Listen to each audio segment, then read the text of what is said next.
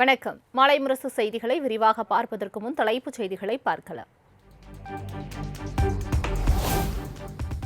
சென்னையில் மெட்ரோ ரயிலில் பயணித்து பொதுமக்களிடம் வாக்கு சேகரித்த முதலமைச்சர் மு.க.ஸ்டாலின். திமுக ஆட்சி மீண்டும் வருவதற்கு ஆதரவு தருமாறு மெட்ரோ பயணிகளிடம் முதலமைச்சர் வேண்டுகோள்.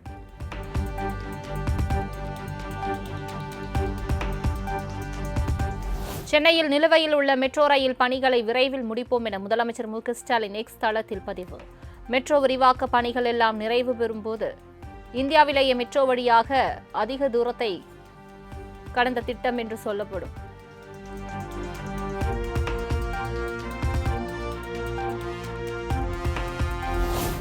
காரைக்குடியில் பிரச்சாரத்திற்கு சென்ற தாவேகா தலைவர் உரையாற்றாமல் சென்றதால் தொண்டர்கள் அதிர்ச்சி. 12 மணிக்கு வரவேண்டிய விஜய் 3 மணி நேரம் தாமதமாக வந்ததால் உரையாற்றாமல் பிரச்சார இடத்தை விட்டு புறப்பட்டார்.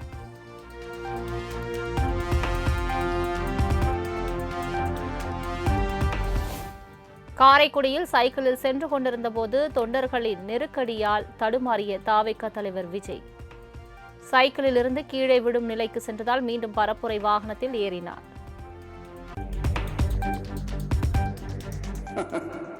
விசில் அடிக்க ரெடியா?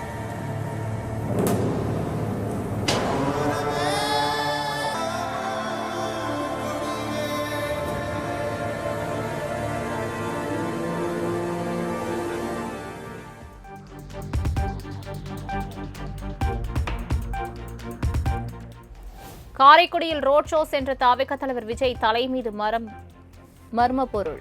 பிரச்சார வாகனத்தின் மீது நின்று கையசைத்துக் கொண்டிருந்த போது திடீரென வந்து விழுந்த பையால் பரபரப்பு.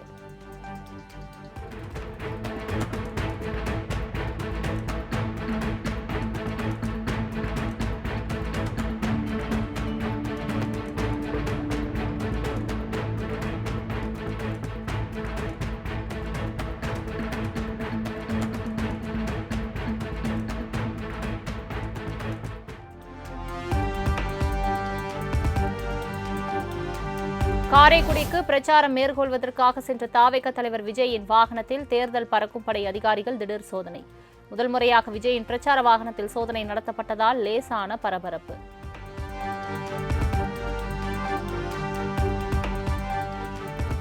தாவேகா தலைவர் விஜயின் பிரச்சார வாகனத்தை பைக்கில் பின்தொடர்ந்து சென்ற இளைஞர் சாலையில் விழுந்து பரிதாபம். பிரச்சார வாகனத்தை பின்தொடர வேண்டாம் என விஜய் அறிவுறுத்தியும் சொல்ல கேட்காத தொண்டர்களால் அடுத்தடுத்து நேரும் விபத்து.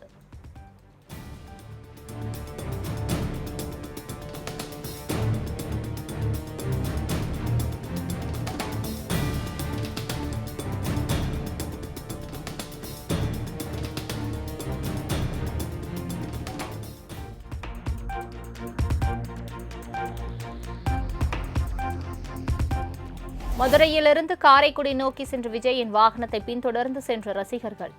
வண்டியூர் டோல்கேட்டில் விஜயின் வாகனம் மீது ஏற முயன்றவரை மிதித்து தள்ளிய பவுன்சர்.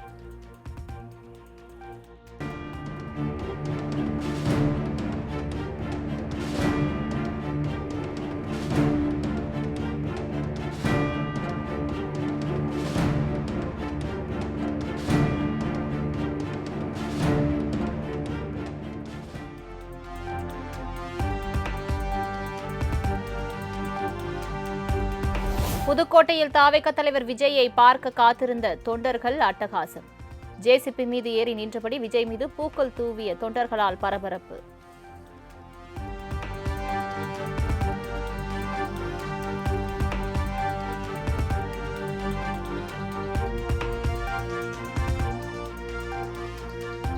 தாவேகா தலைவர் விஜய் பிரச்சாரத்தால் காரைக்குடி புதிய பேருந்து நிலையம் மூடல். பேருந்துகள் அனைத்தும் பழைய பேருந்து நிலையத்திற்கு திருப்பிவிடப்பட்டதால் பயணிகள் அவதி.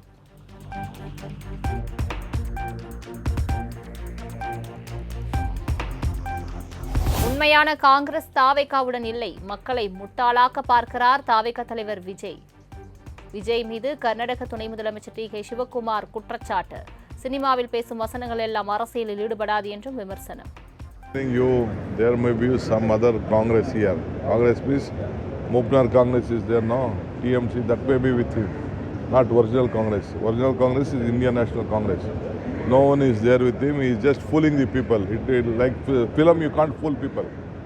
In film, they make stunt dialogue and all. That dialogues will not work out in politics. Politics has its own history and its own culture, passion, issues. A lot of things are there in politics. தமிழகத்தில் சட்டமன்ற தேர்தல் பிரச்சாரம் விறுவிறுப்பு. தமது சொந்த தொகுதியான சென்னை சேப்பாக்கம் திருவல்லிக்கேணி தொகுதியில் துணை முதல்வர் உதயநிதி வீதி வீதியாக சென்று தீவிர வாக்கு சேகரிப்பு.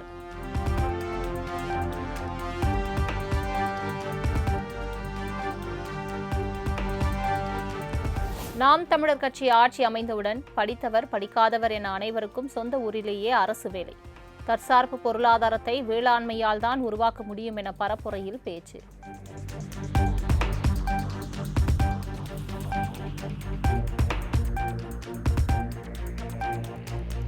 மூன்றாம் தர பேச்சாளர் போல எடப்பாடி பழனிசாமி பேசி வருகிறார் என திமுக தமிழச்சி தங்கபாண்டியன் சால். பெண்களை இழிவுபடுத்தி பேசுவதை அதிமுகவினர் செயல் திட்டமாகவே வைத்துள்ளதாகவும் காட்டம். ஒரு இது இருக்கு இல்லைங்களா, அதை மீறி ரொம்ப தரம் தாழ்ந்து பேசுகிறாங்க. ஒரு மூன்றாம் தர பேச்சாளர், ஒரு முன்னாள் முதலமைச்சர் அப்படிங்கிற ஒரு எதுவுமே இல்லாமல் ஒரு மூன்றாம் தர பேச்சாளருங்கிற அளவுக்கு அதை பேசுகிறாரு. இப்போ வன்மையாக கண்டிப்போம். நிச்சயமாக இந்த அவதூறு குறித்து நாங்கள் சட்டபூர்வமான நடவடிக்கையும் எடுப்போம்.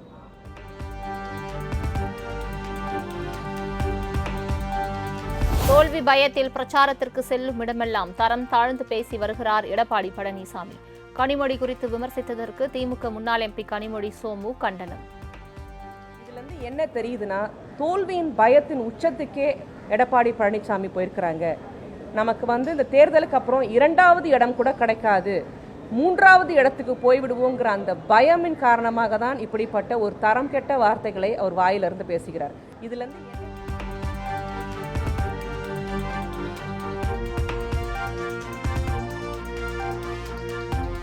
மணிப்பூர் விவகாரம் தொடர்பாக தேசிய பெண்கள் ஆணையத்திலிருந்து குஷ்பு என்ன செய்தார்? சென்னை அண்ணா அறிவாலயத்தில் செய்தியாளர்களுக்கு பேட்டியளித்த திமுக முன்னாள் எம்பி கனிமொழி சோமு கேள்வி.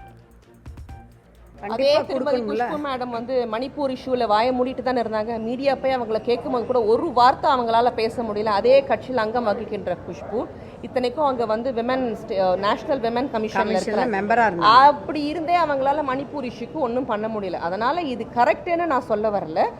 நிச்சயமாக இது பார்க்க வேண்டிய ஒரு விஷயம் தான்.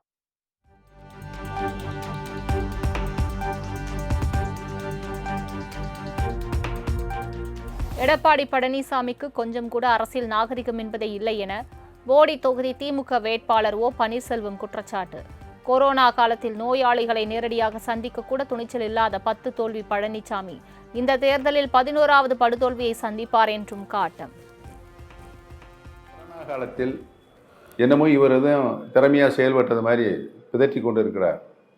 கொஞ்சம் கூட அரசியல் நாகரிகம் இல்லாமல் ஒரு மனிதன் இந்த லோகத்தில் வாழ்கிறார் என்று சொன்னால் அது எடப்பாடி பழனிசாமியாகத்தான் இருக்கும். அந்த மனிதனிலிருந்து நாம் நாகரிகத்தை எதிர்பார்க்க முடியாது. அதற்காக இப்படியெல்லாம் பேசுவது அநாகரிய செயல்.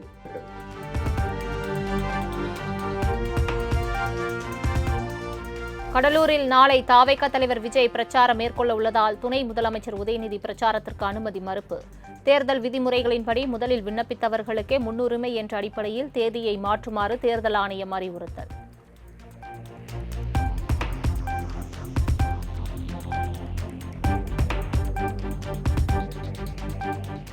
துணை முதல்வர் உதயநிதி கடலூரில் நாளை பிரச்சாரம் மேற்கொள்ளவிருந்த நிலையில் 12ஆம் தேதிக்கு மாற்றம். விஜய் பிரச்சாரத்தில் அனுமதி மறுக்கப்பட்டதால் நாளை மறுநாள் தேர்தல் பரப்புரை.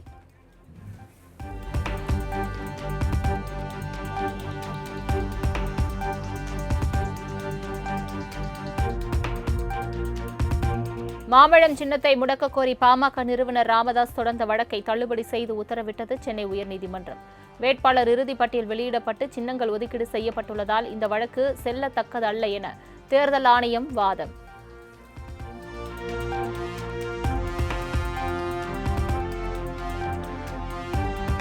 மாம்பழம் சின்னம் தொடர்பான வழக்கில் பாமக நிறுவனர் ராமதாஸுக்கு எதிராக செயல்படவில்லை என அன்புமணி தரப்பு விளக்கம். ராமதாஸ் எந்த பொதுக்குழுவும் நடத்தாமல் தன்னைத்தானே தலைவராக பிரகடனப்படுத்தியுள்ளதாக அன்புமணி மற்றும் வடிவேல் ராவணன் தரப்பு வாதம்.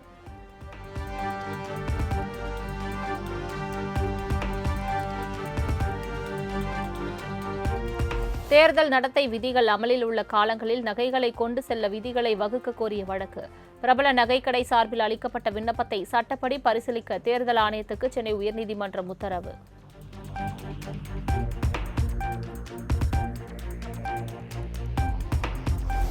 ஜனநாயகன் முழு படமும் இணையத்தில் வெளியானதால் படக்குழுவினர் அதிர்ச்சி. படத்தின் 5 நிமிட காட்சிகள் நேற்று இணையத்தில் வெளியாகியிருந்த நிலையில் தற்போது 3 மணி நேரம் முழு படமும் வெளியானதால் பரபரப்பு.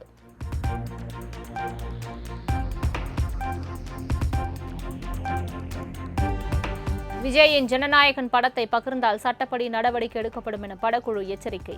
படத்தின் ஒவ்வொரு காட்சியும் ஒருவரின் கனவை தாங்கி வருகிறது. ஆகவே வெளியீட்டுக்கு முன்பே லீக் செய்வது வேதனையை தருவதாக ஜனநாயகன் படத்தின் இயக்குநர் H. வினோத் வேண்டுகோள்.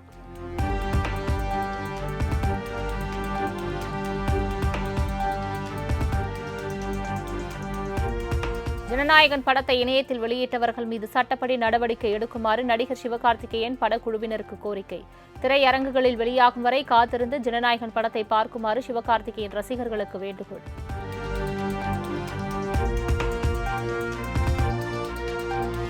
திமுக அரசுக்கு ஆதரவாக செயல்படுவதாக குற்றம் சாட்டி சென்னை காவல் ஆணையர் அருணை பணியிட மாற்றம் செய்யக்கோரி பாஜகவினர் புகார்.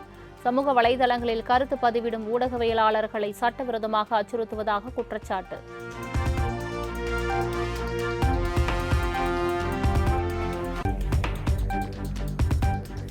ஒன்று முதல் 9ஆம் வகுப்பு வரையிலான மாணவர்களுக்கு ஏப்ரல் 17ஆம் தேதி முதல் கோடை விடுமுறை. ஜூன் 1ஆம் தேதி பள்ளிகள் மீண்டும் திறக்கப்படும் என பள்ளிக்கல்வித்துறை அறிவிப்பு.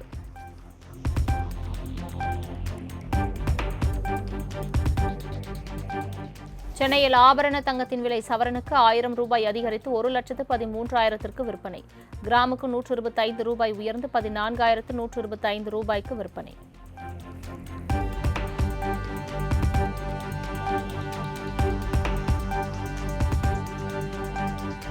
சென்னையில் வெள்ளி விலை கிலோவுக்கு 5000 அதிகரித்து 1 கிலோ 2,65,000ற்கு விற்பனை. சில்லறை வர்த்தகத்தில் 1 கிராம் வெள்ளி விலை 5 ரூபாய் உயர்ந்து 265 ரூபாய்க்கு விற்பனை.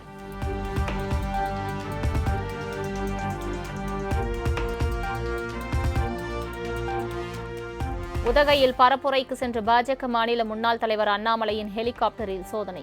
அண்ணாமலையை வரவேற்க வந்தவர்களின் வாகனங்களையும் சோதனையிட்ட தேர்தல் பறக்கும் படை.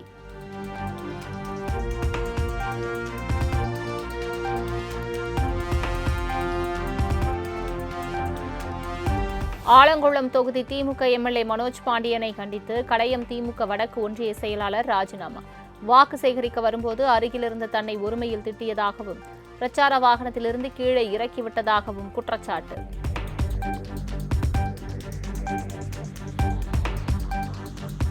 புதுக்கோட்டை, தஞ்சாவூர், ராமநாதபுரம் ஆகிய மாவட்டங்களில் செயல்பட்டு வரும் பிரபல ஜவுளிக்கடையான ஆனந்தம் வருமான வரித்துறையினர் சோதனை. சட்டவிரோதமாக பணப்பரிமாற்றம் நடந்துள்ளதா என்ற சந்தேகத்தின் பெயரில் சோதனை என தகவல்.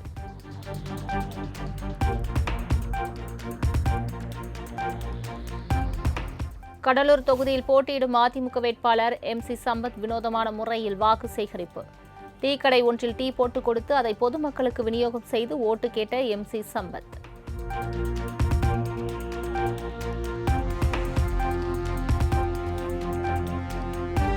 திருச்சி கிழக்கு தொகுதியில் தோசை சுட்டுக் கொடுத்து வாக்கு சேகரித்த அதிமுக வேட்பாளர் ராஜசேகரன் மூதாட்டியிடம் ஆதரவாளர்களுடன் காலில் விழுந்தும் ஆதரவு திரட்டினார்.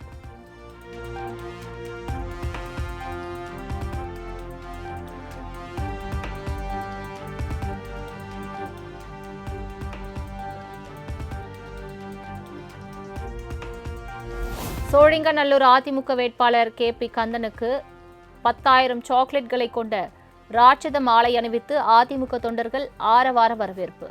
வழியெங்கும் வேட்பாளருக்கு பெண்கள் மலர் தூவி பூமழையால் குளிக்க வைத்த நிலையில் மூதாட்டி அதிமுக கொடியுடன் நடனமாடி உற்சாகம்.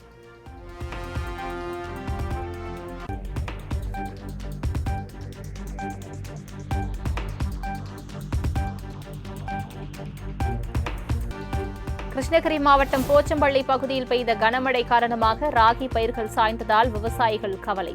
ஏக்கர் கணக்கில் பயிரிடப்பட்டு அறுவடைக்கு தயாரான ராகி பயிர்கள் சேதமடைந்ததால் விவசாயிகளின் வாழ்வாதாரம் பாதிப்பு.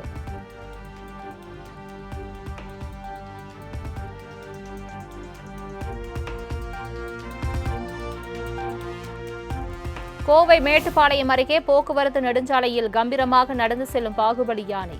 இரவு நேரங்களில் யானை நடமாட்டத்தால் பொதுமக்கள் வாகன ஓட்டிகள் பீதி.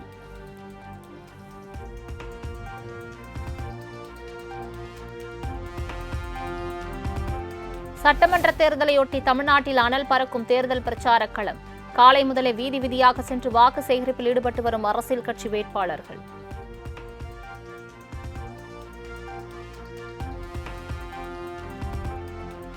வீட்டில் கட்டுக்கட்டாக பணம் இருந்ததாக சர்ச்சையில் சிக்கியவர் டெல்லி உயர்நீதிமன்ற நீதிபதி யஷ்வந்த் வர்மா ராஜினாமா. நாடாளுமன்றத்தில் பதவி நீக்க தீர்மானம் உள்ளிட்ட எதிர்ப்புகள் வலுத்த நிலையில் தனது ராஜினாமா கடிதத்தை குடியரசுத் தலைவர் திரௌபதி முர்முவுக்கு அனுப்பினார்.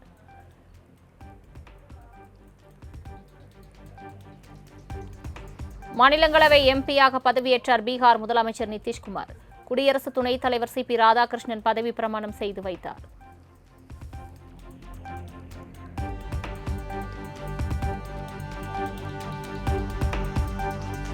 மத்திய பிரதேசத்தில் மகா யோக பூஜை முடிந்து 11,000 லிட்டர் பசும்பாலை நர்மதா நதியில் ஊற்றி காணிக்கை செலுத்திய பக்தர்களின் காணொலி இணையத்தில் வைரல். ஒரு கிளாஸ் பாலுக்கு கூட வழியில்லாமல் பல்லாயிரக்கணக்கான குழந்தைகள் பஞ்சத்தில் வாடும் நிலையில் இதுபோன்ற செயல் வருத்தம் அளிப்பதாக நெட்டிசன்ஸ் வேதனை.